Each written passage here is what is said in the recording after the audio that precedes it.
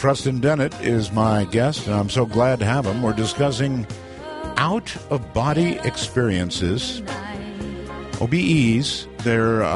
I've interviewed over the years many people about this topic, and Preston, with some exceptions, is telling me exactly what they've told me. I believe that this is the real thing. You really can do it, folks. I know it's scary, and I'm trying to talk you into something that I'm scared to death of myself, so that's probably uncool, but it really is the real thing. You just have to be able to get past this buzzing, get past this perhaps being paralyzed a little bit, and somehow launch yourself. And I guess it's like, Preston, like a learning experience. Once you've been out, second time is easier, third time easier, that kind of thing? Yeah, I would say that that's true. Though there are still times, I'll be like lying down, I'll just go to bed, and suddenly I feel the vibrations. I'm like, whoa, I'm still awake here. And I'm like, and I fly out. I'm like, whoa, and that's happened a couple of times. I do understand. Let's just one last time go back to the dangers, which there are no dangers except for that outlier, which is worrying me a little. So generally, any strong emotion, any fear is a strong emotion, any, anything will yank you back into your body, and you will be awake immediately. Is that correct? Right. And, that, again, the problem is staying out. It's not that there aren't any dangers. You can pop out and there's hostile ghosts. Oh, now see? Now why did you tell me that? Hostile ghosts. Well, I want to be honest. Okay, well, Which has happened to me, a couple of times, but I just ran back to my body, basically. And that happens automatically. It's like, oh, no, I'm going back. Well... But, it was scary. It definitely was. Describe that one, if you would, please. Hostile ghosts. You popped... I'm sorry. I need to get oriented. I've got so many questions in my brain, and one is this. It seems to me that the time this occurs is in that, weird little time between consciousness and sleep. There's this little weird gray area, right? Well, that's the doorway to the, getting out of body. There you have that sort it. of hypnagogic state. Right. Which is where the magic is. That's where it happens, the crack between the worlds, so to Boy, speak. it's such a weird time, isn't it? Between when you're awake and when you're asleep. And I can tell when it's coming because I start having weird thoughts, really just off-the-wall weird thoughts about weird things. And then I'm asleep. Right, I've tracked it very carefully. Suddenly your reasoning goes right out the window. Oh, yes. And you're just imagining things, and you're thinking they're real, and it becomes very kind of almost chaotic. So there's no dangers except, of course, dying because you didn't get snapped back and or manifesting before hostile ghosts. Right. Well, there was a time I would say I popped out of body. And I'm like, all right, I'm going to go.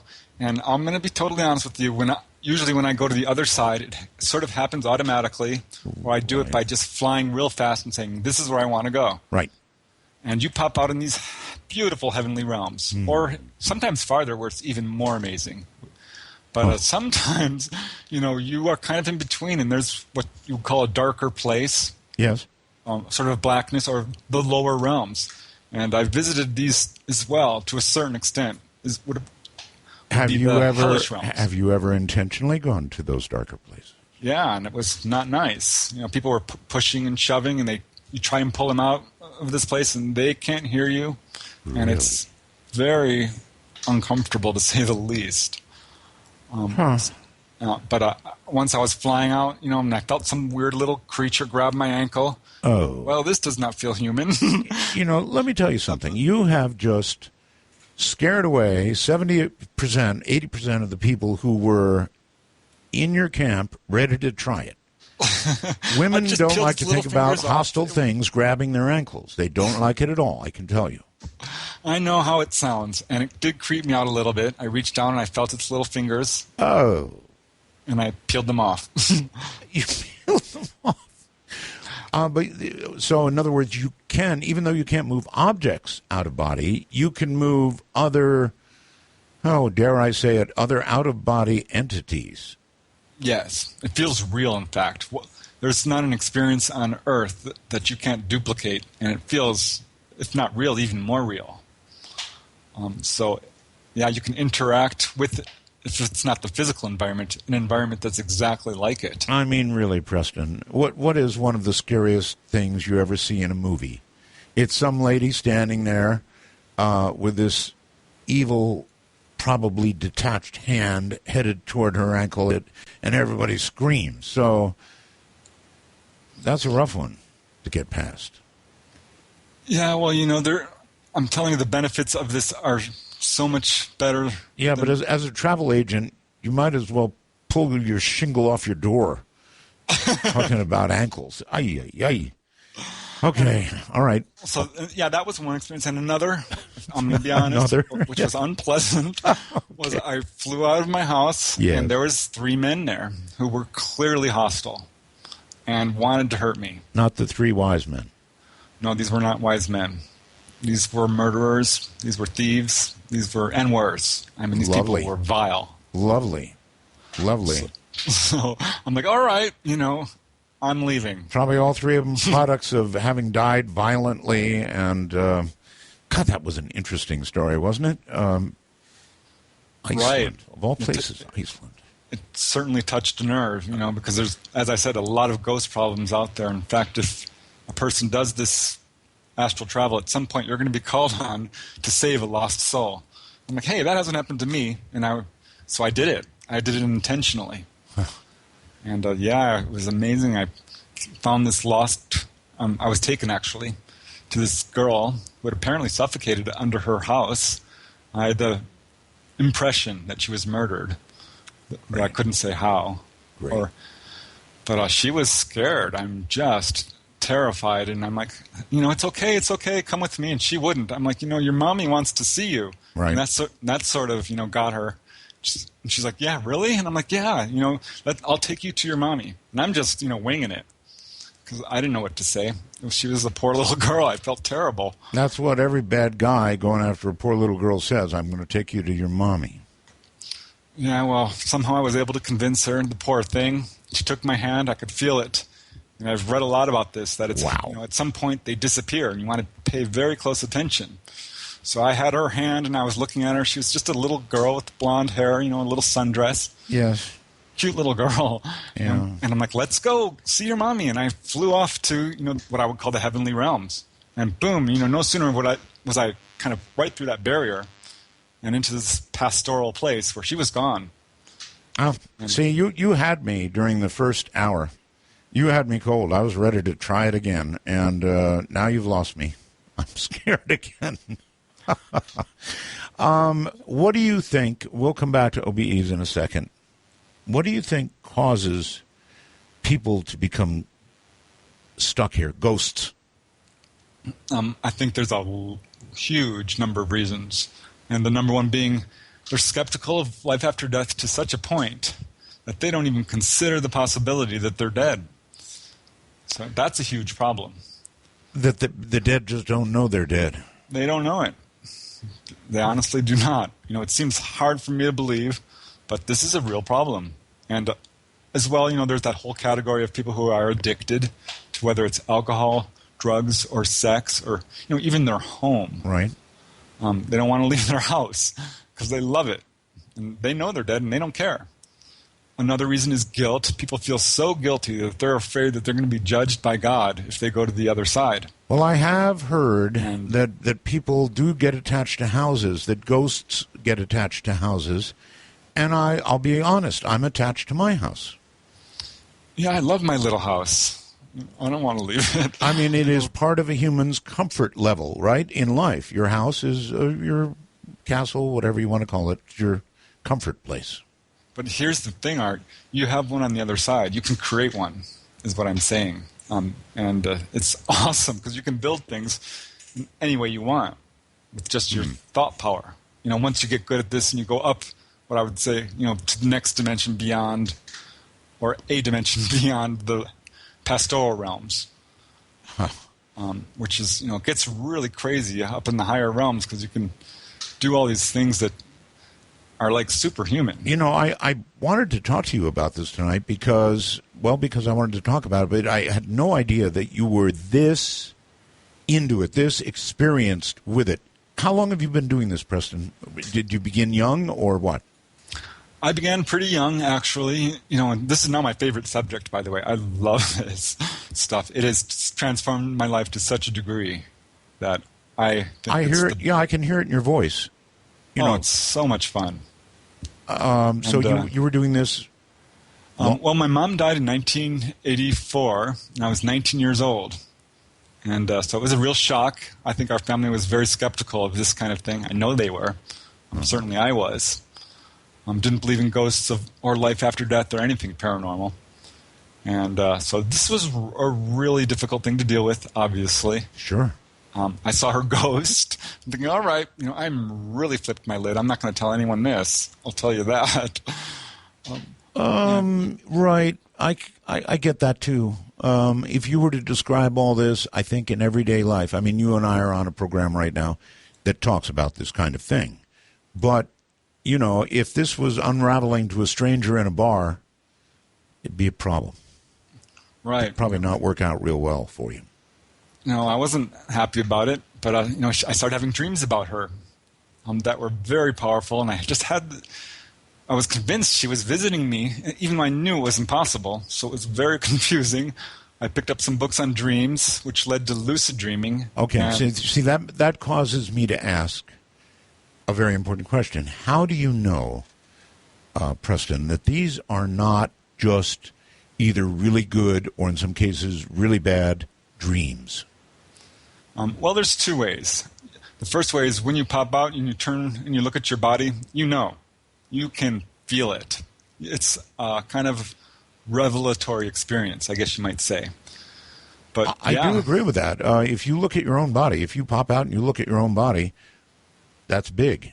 No question about it. That doesn't seem like a dream. I don't think I've ever seen my own body in a dream. I know I haven't. It looks really weird when you do it, I have to tell you. Sure like, does. whoa. And, and it's very convincing. Absolutely, unlike, you're awake. Is I guess what I'm trying to say. It's, how when you're awake, you're awake. Yeah, sure. It's like that. So you're like, all right, there's no doubt. And Okay. Yeah, actually, you're very convincing. It's the tone of your voice and the enthusiasm in your voice. You just know what he's saying is the real thing, right? OBEs, mainly, and they are amazing, absolutely amazing. And I'm sure that all of you can also hear it in his voice. This is real if you've got the guts. And if you do, after hearing all of the, well, call it the downside or the possible dangers, that actually, as a point here in the interview, well, it does say what are the dangers. You did say there are no dangers earlier, right? Right. It depends what your definition of danger is. I don't think there's any danger of death or, like certain things that people really fear. Well, okay, let's try and define danger. Danger might be hand grabbing ankle, definitely danger. Danger might be 3 murderers staring at you as you pop out, definite danger. Danger might be the line breaks and you can't get back to your body, as in somebody died in their sleep. I mean, I can't get past that one, Preston. A lot of people die in their sleep, and how is it that we can know that they are not victims of a snapped cord? Well, we can't. See? I don't know. All I can tell you is that the evidence of people who are doing this regularly are showing a lot of benefits, and the dangers of getting possessed or getting locked out or all of this is way overblown. I'm not seeing it. Well, I will give you this. It seems to me that that most people have a positive experience. I just always meditated on that. People do die in their sleep and know the cord never snaps. Well, not for those who live. Excuse me. So mostly it's a good deal, folks. Give it a try. And so now describe, if you would, Preston, how it actually is done. When you get to that magic little place and you feel yourself slipping towards sleep, and instead of sleeping, you want to leave your body, what's the key? Right. Well, the way to slip to that magical place is you relax to the point where you start to feel one of several sensations. Now, this could be numbness, this could be lightness, or even a feeling of heaviness. You want to get to that place where you don't even know where your arms and legs are. You're lying there in bed like, where are my arms and legs? You want to get really relaxed. I mean, profoundly relaxed. Okay. Sometimes it takes me, 20 minutes. And if you start feeling this vibration, this is excellent news. And yes, it can get very loud. In fact, you can hear all kinds of noises, even swearing and growling, and furniture moving, engine noises, people's voices. You're hearing all this in this middle period? This can happen. It doesn't happen to most people. Normally, they just feel a vibration and hear a noise. Yeah. And then you pop out, and it's very disorienting because you have not done this before, and it's difficult to see. See, that's why I think a lot of people pop out and then pop back in immediately because they had the you-know-what scared out of them. That's what I did. Yeah, I'm like, all right, this is going to be fun. I'm going to do the exercises. And I did the exercises. I started to have lucid dreams. One day I popped out. I'm like, oh, this is not good news. I've just died. What have I done? I bet a lot of people think that. This is exactly, and I looked at my body. I'm like, well, this is awful. I feel really bad. And I dived back into it, and I woke up instantly, and I thought, oh my God, I just did it. And I was super excited. Huh. Without apparent danger in that. So you've done this so many times that you've had these very occasional, what would you say, 1% negative? Yeah, that sounds about right. Maybe even a little less. There was one time I did come up to this giant wall, and I couldn't break through it. And finally I was able to break through it. So that was a little disconcerting, but I just broke through it. Yeah, you're supposed to be able to go through anything, sort of. Yeah, this was a barrier between the dimensions. Wow. All right, and you also say, or you pose a question about the deceased. You're suggesting that you can visit with those who have passed. Right. That says so much. I mean, if you can do that, then, my goodness, Preston, you really are in the place where the light is, in the place where you'll ultimately go. Otherwise, how can you see those who have passed? Or I have to tell you, the first time I went doing this because I wanted to see my mother. The first time I actually went awake and did this and saw her was the most amazing reunion I have ever had with anybody. Now I've done this several times. I've known a number of people who've died, and pretty much every time I'll go and visit them. Wow! But boy, with her, so you met your mom. Oh man, I was on my knees. She was so young. She looked so young.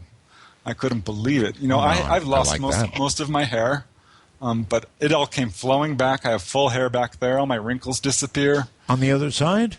Oh yeah, it's great. Sounds good right away. Get your hair back? It's amazing. And my mom looks amazing. I'm like, Mom! And, just the reunion was unbelievable. So you recognized her as Mom, even though she was younger and more vibrant? Wow. In fact, when you're out of body, sometimes there's these things called projections. You're making these things around you, your thoughts. And you're like, is this even a real person? Okay, you have to be a little bit careful. There's a very good point. Do you think, Preston, it's possible that the living human mind is creating these, what's the right word for it? Star Trek had a word for it, I think. Materializations? No. These worlds, I mean, I guess the question is it possible it's just your own human mind in some sort of mode to create a hologram? Well, to a certain extent, yes, because the universe is composed of our thoughts. And that's what it comes down to. This physical world is actually a projection. Right. You have thoughts of your mom, right, when she was young? Or not? Oh, yeah. Yeah, absolutely. The proof that this isn't coming from a living mind, though, I think is pretty extensive. We have a lot of people visiting these locations on the other side, and they're describing the same type of thing. The people are getting information that they couldn't have gotten any other way, about the deceased and things like this. Okay, that's an interesting question. And proof. In other words, how many times has somebody gone to the other side and come back with, some piece of information that amounts to proof because it could not have been known in any other way? Yep, happened to me. Couldn't believe it. I popped out and I'm on the other side walking around, and I'm like, this is the bright place. This is where I usually go to meet people who've died. It's very bright. Huh. And there was my friend Rex. I'm like, Rex? What in God's name are you doing here? He was alive. I'm like, what? And he was looking great. Normally he's in pretty bad health. Hunched over, has stomach problems. Yeah. But by no means, super severe to the point of death or anything like this. And you're saying he was at that time still among the living? Well, I came back to my body. I'm like, oh my God, do I call him? I should call him. Right. He was actually my father's friend. I don't know him that well. Right. I'm like, well, I don't really know him. Well, he called, or his family called us. He had a stroke, and he was non-responsive. He was, in a coma there for a while. He eventually did recover. Wow. But, he looked great there on the other side, I have to tell you. How soon after you came back did he have that stroke? He had already had the stroke. Already? Yeah, but I did not know it. So he was sort of a little bit here and a little bit there, in a way. I think that's what it was, absolutely. Yeah, it was the place where I always see these people, who have passed on, usually. I had a friend who died of alcoholism. And a very close friend, by the way. It was tragic. And I'm like, well, this. I don't know how this is going to go. Right. And I'm like, but I'm going to try. And about, a couple of weeks after he died, I gave him a little bit of time. I popped out. It kind of happened naturally. And I found myself in this very dark place, one of the much lower realms. And he was not a happy man. He did not look well. And he's told me, I'm not ready. And he kept saying, I'm not ready. And I could not do anything for him. So that was terrible. I came back not feeling well. I'm like, oh no, I can't tell anyone this, his family or anyone. You should have said something to him about the clinic on the other side. Right? Well, I prayed for him, is what I did. And I went back, I sent him, I guess, what you call love energy. Okay, all of these experiences you've had on the other side, Preston, was there ever a sign of what, we all think of as God or a God? Oh, yeah. Oh? Yeah. But I think the higher you go, it starts to permeate the atmosphere. It starts to glow and sparkle in a way that you're like, all right, this is like the source. I went to the light. I'm like, all right, I want to try the light. Right. I did that. I basked in it. I'm like, wow, this is lovely. I love. But it was kind of like a sauna. It's like beautiful, lots of love. It was great. A sauna. But I didn't stay there. Right. If you did, I doubt I'd be interviewing you right now. Preston Dennett is my guest. For Dark Matter News, I'm Leo Ashcraft. Debris found in the western Indian Ocean on Wednesday appears to be part of a Boeing 777, the same model as Malaysia Airlines Flight 370 that disappeared in 2014. A source close to the investigation says there is a unique element to the Boeing 777's wing flap component that Boeing observers believe they are seeing in the photos. The debris was found Wednesday off the coast of Reunion Island, a French department in the western Indian Ocean. A member of the French Air Force in Reunion said Wednesday that it's being examined to determine whether it is connected to Flight MH370. The debris was found off the coast of St. Andre, a community on the island. This means crash investigators might be able to figure it out from photographs of the part which could be an aileron, a flap, or a flaperon, even before arriving on the island. A teenager was taking photographs of a Michael Jackson impersonator, and after he reviewed the images, he noticed a strange figure in one of the pictures. The eerie figure is believed to be the ghost of the King of Pop, Michael Jackson. Reese Sava was visiting Bromley's Churchill Theater on May 10th. After reviewing the image with a friend, the 14-year-old noticed something strange in one of the photos. A figure can be seen peering over the Michael Jackson impersonator. Sava's mother, Angel, thinks that the figure has a striking resemblance to Michael Jackson. She says it certainly is very spooky. The image is so clear. Sometimes you can see these things in photos. It's an image of something, but you're almost willing it to be something else. But you look at it, and it's clearly a face, and it does look like Michael Jackson. And the fact that it was a Michael Jackson event, and there he was, it makes it all the more eerie. She says, though, that if he did come back from the dead, he probably wouldn't go to watch an impersonator. This is Dark Matter News. A physicist is building a time machine to reconnect with his dead father. His scientific papers were published years ago, filled with equations wrought by the energies of a younger man. But at 69, theoretical physicist Ron Mallett still goes to work every day to build a time machine. Boyd Mallett died when Ron was 10. He vowed as a boy to sail back through time in a device to warn the older Mallett of the heart attack that would take his life on the night of his 11th wedding anniversary. A University of Connecticut research professor who for years taught in the classroom, Mallett immersed himself in the mysteries of time and space, crafting equations derived from the work of Albert Einstein. This year is a milestone for both his heroes. The 100th anniversary of Einstein's general theory of relativity that made time travel a serious topic among today's theoreticians, and the 60th anniversary of his father's death. The number of lectures that Mallett gives has doubled because of the Einstein anniversary. Their current model is a series of stacked ring lasers, each glowing green ring circulating at its level around a glass tube, the whole stack theoretically twisting the space inside. The equation near the beginning of his story was published in 2000 in the first of Mallett's two breakthrough scientific papers. It begins with the Greek letter omega and describes how a neutron can be moved or dragged because the space it occupies is being twisted by laser light. Einstein connected space and time. If space can be twisted, so can time, twisted and bent back onto itself to form loops. No longer linear, time becomes a circular highway that can be traveled in both directions, to the past and future. He says, think of a cup of coffee. The coffee represents empty space. The spoon is the laser stirring that space. Drop a coffee bean, a neutron, into the cup, and it swirls and swirls in the coffee vortex, pulled around by a process known to scientists as frame dragging. Enough intense swirling, space twists and time twists and loops back onto itself.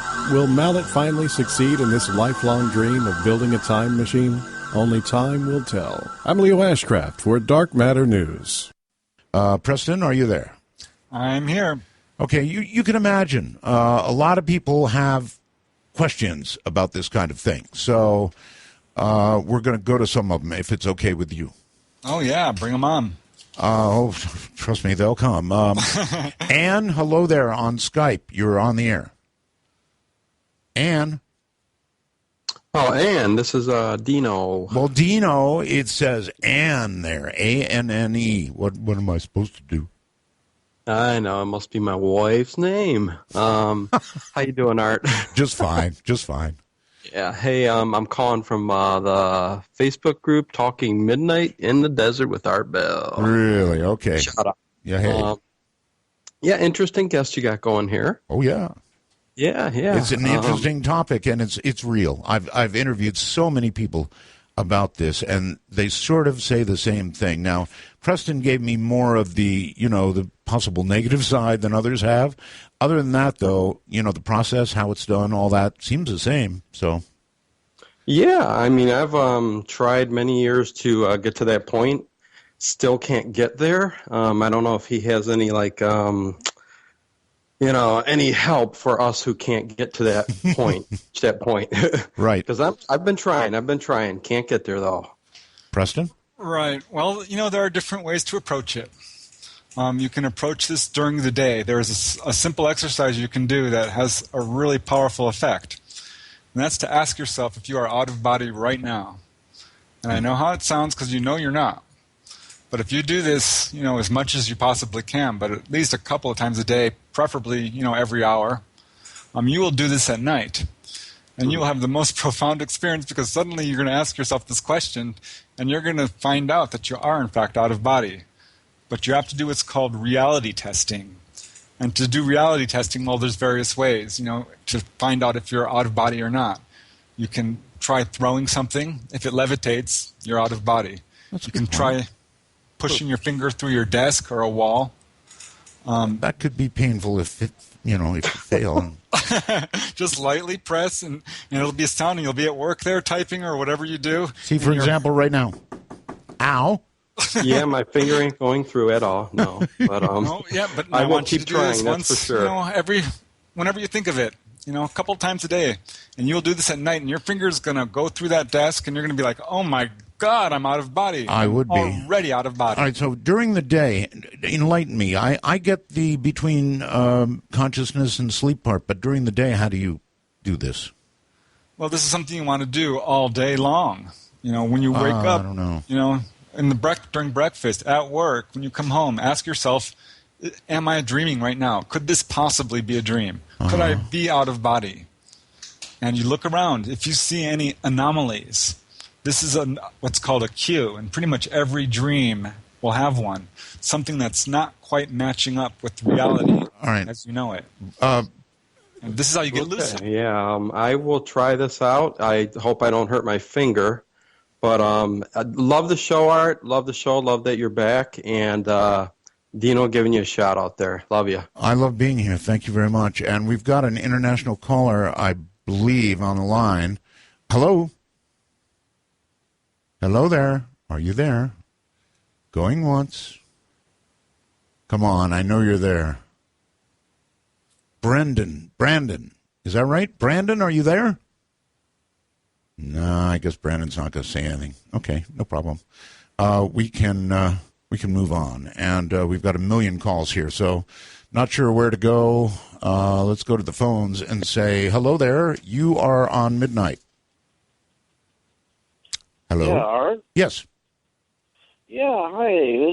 This is Gary out in Phoenix and some Roswells over there. Thank you. For you. This is one of my favorite subjects. I was back in, I've had like 4 out-of-body experiences. The first one was back in 1996 or 97, and I was having that sleep paralysis thing with the vibration, and I was always be terrified. It happened periodically throughout my life, and then I actually heard your program, and I forget who you had on there, but he was saying about directing your energy away from your body. Yes.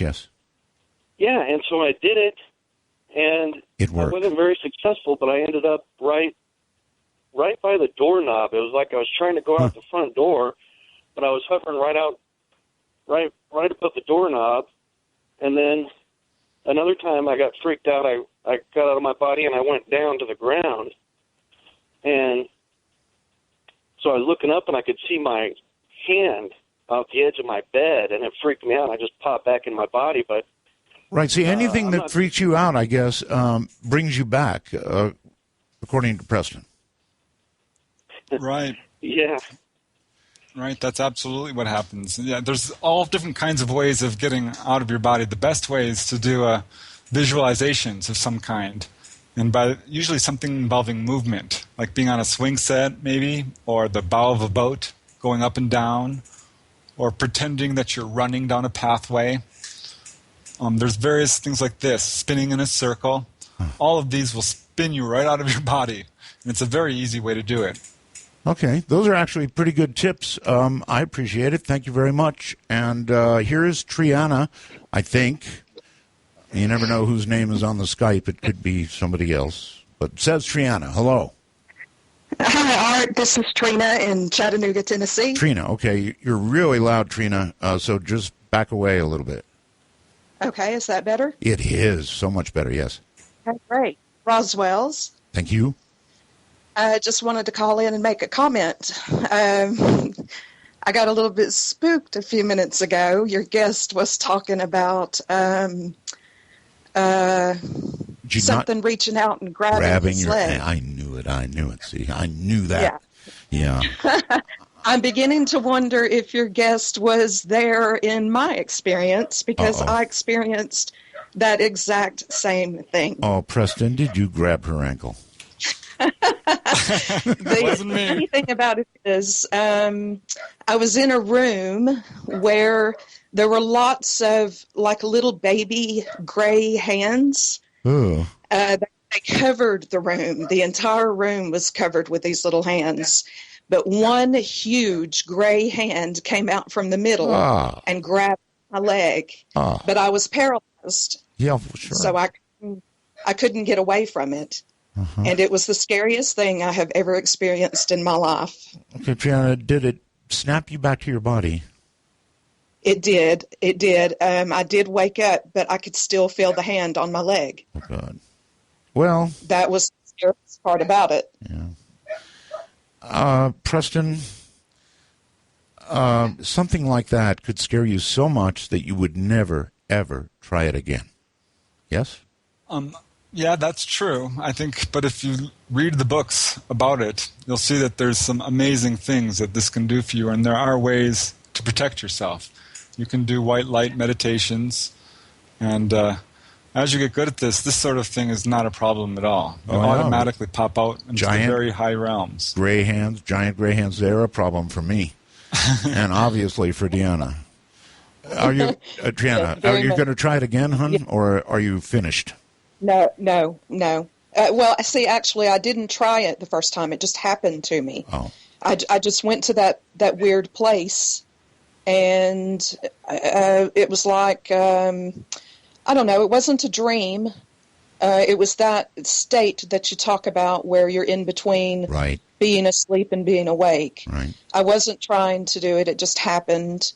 But I would certainly never try it now that has happened to me. So even after all the encouraging things, the very encouraging things that Preston has said about this, it's a big no. For you. As of right now, it is a big no. If I were to have a positive experience without trying it, then I may go forward with trying it more often in the future. But after this, I would never just go for it and try it. I get it. I would love to have the experiences that some of these other people have had, where you go and you see friends and family and loved ones. Mm-hmm. But after this, I just don't know if I could go there. Okay. I so get it, Trina. Thank you very, very much. Thank you so much for taking my call, Art. Oh, and you're we're very really welcome. glad that you're back. Do it again. Call again. Thank you. So, Preston, there you go. She got scared so profoundly. Yeah, well, the thing is, this is something that I would encourage everyone to do because sooner or later we are going to die. And it gives us a huge leg up. Yeah, but this is like practice. It absolutely is. And you can grow spiritually leaps and bounds by doing this kind of stuff. Not to mention the clinic. And here's another thing that we haven't even talked about. This wakens up your psychic abilities so profoundly that, I was coming home with dreams that were coming true on a pretty much daily basis. And it translated into waking clairvoyance. And I've had so many, really profound psychic experiences as a result of doing this. Well, okay. I mean, those are encouraging words. Here's somebody called Tristamy21. Are you there? Hi there, Art. I get to see your picture, Yeah, it's a little offensive. Sorry about that. Well, yeah, it's two fingers up in the air. Both trying to send me a message there. I almost didn't answer you because of that. I'm sorry. Yeah, that's an old picture. You might want to modify that. I mean, not a lot of people would answer that, but No. Well, yeah. I go on screen, so what the heck? Yeah. Sorry about that. So anyway, go ahead. Yeah. I've had something happen. It was when I was younger. I actually fell off a cliff and landed on my back, and I couldn't stand up. I couldn't move. It was like paralyzed. Wow. and it seemed like an out-of-body kind of experience. It was really surreal. Things were quite odd. Do you think you were conscious the whole time or not? I don't know. It was just really bizarre. I don't know how to explain it. Never felt anything like that in my life before, though. And I couldn't move, and then all of a sudden, after that, I got up and I could walk again. I thought I was paralyzed, though. How far did you fall? About 15 feet. Oh, my God. Yeah. Yeah, you should have been out cold, for sure. And maybe you were. Who knows? Well, yeah, I landed right on a rock on my spine, basically. Ay. Yeah. Okay, so maybe you went to the clinic. I didn't go anywhere. Well, I know. But I mean, you were okay. Yeah. You said you got up and could walk. Yeah, I don't know what happened. How that happened. I thought I was paralyzed. Usually, you fall 15 feet onto a rock. Mm-hmm. No walkie. No walkie. You don't walk at all, so... Well, what's interesting about that is that's getting the wind knocked out of you to the point where it's actually knocking you right out of your body, partially. And this is actually pretty commonly reported in falls. Really? People will find themselves standing next to their body for a brief second and then slip back in or feel kind of dissociated. They might see glows or just have difficulty, just like you're describing, actually. Exactly what's different. Do you see any kind of light or darkness or anything weird? Things seemed kind of lighter. It was a long time ago, but yeah. Still amazing. Yeah, I just can't even really describe it. All right, well, close enough. 15 feet onto a rock. My God. Yeah. Change the picture, trust me. Oh, well, I'm lucky. Yeah, I can walk. Right. Like I said, change the picture. Yes, I will. I'll call you again soon. And please do. I'll have yes. a different one. Yeah, yes. I'll have a nice one. Something nice. Yes, that'd be nice. Most people, believe me, would not have answered that in a million years. Let's go to the phone. So many people. Spokane, Washington. You're on the air. Good evening. Preston is listening. How you doing, Art? Okay, sir. I'm here. Hey, I was just going to say I've had several experiences out of body, and I've been doing it quite a few times, and then all of a sudden I hit this wall, literally, and wasn't unable to do it again. It always seemed like it was my escape. You mean, okay, we don't have a great connection. You're saying you hit a wall, literally. Literally. There was this house. I'd always go to this house when there was trouble, when I was projecting myself to access my way back into my body. And I would always end up calling through this or that way, and I would open the door and go through. Well, I opened the door, and it's bricked up, and I have never been able to do it again since. Okay, well, Preston says that you can go through walls, right? Yeah, well, I was literally like bang, done, bounced back, and never been able to do it again. Huh. There's something about that. So you're done with it, huh? I've tried. I can't do it. Okay, well, maybe it's that you can't, because you can't go through walls. Any advice on going through walls, Preston? Yeah, well, I know what he's saying. You know, I've actually reached this at a point, I was unable to do it for a year. I'm like, well, is this ability gone from me? Because there's a couple of cases out there where people did it for a while and then, boom, they couldn't do it. And they had like one last visitation with a spirit who said, you're done because you've learned all you need to learn, or you're not at that level, or various messages like this. So he needs to try the wall again. Yeah, I think that if you continue to do various exercises, read the literature, try the different ways of doing it, it will come back to you. Absolutely. Okay. Caller, are you still there? Yes. Good. Okay. Well, try. So, can you try the wall again and let us know? I will do that. Walk, don't run. That would be the only advice I could give. Walk, don't run. It's going to hurt if you. But on the other hand, maybe that would show your determination. You just go way back and take a big run at the wall. Yeah, I've done it, and I bounced right off. Oh. I did. But, I didn't hurt myself, but I sure felt it. God, if this was a travel agency, you'd be so broke.